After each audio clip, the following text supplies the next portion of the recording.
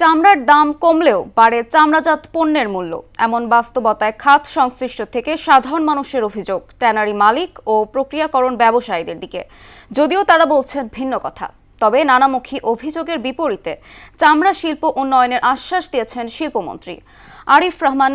এর ক্যামেরায় বিজন কুমারের 2 পর্ব প্রতিবেদনের আজ থাকছে শেষ কিস্তি। প্রতি বছর কোরবানির ঈদে সরকার চামড়ার দাম নির্ধারণ করে দিলেও মাঠ পর্যায়ে বিক্রি হয় পানির দরে।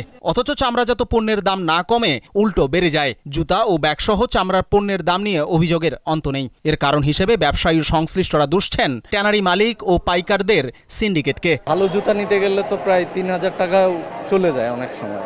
সেই ক্ষেত্রে আসলে চামড়ার বাজারটা অনেক কম। আমরা কিন্তু অনেক দাম দিয়ে আমরা কিনতেছি, কিন্তু বাস্তবে পক্ষে কিন্তু ঘটনা উল্টাটা হচ্ছে। এই চামড়ার উপর সিন্ডিকেট যারা করে সরকারের কাছে আমাদের আবেদন। তবে কারসাজির অভিযোগ উড়িয়ে দিয়েছেন ট্যানারি মালিকরা। আগে বিভিন্ন ইউরোপে বিক্রি করতে পারতো, এখন ট্যানারি মালিকরা ইউরোপে কোনো চামড়া বিক্রি করতে পারতেছে না, একমাত্র চায়নার কাছে।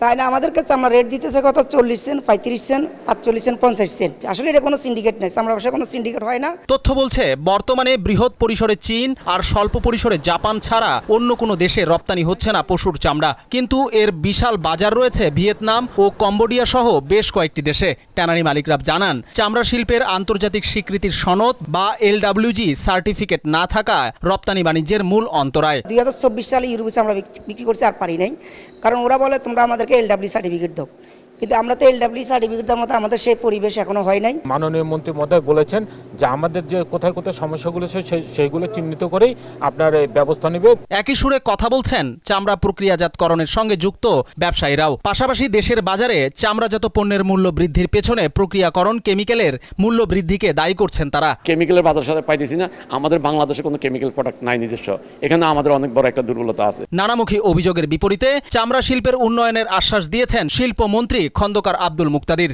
পুরো সেক্টরটার মধ্যে বেশ কিছু অব্যবস্থাপনা আছে।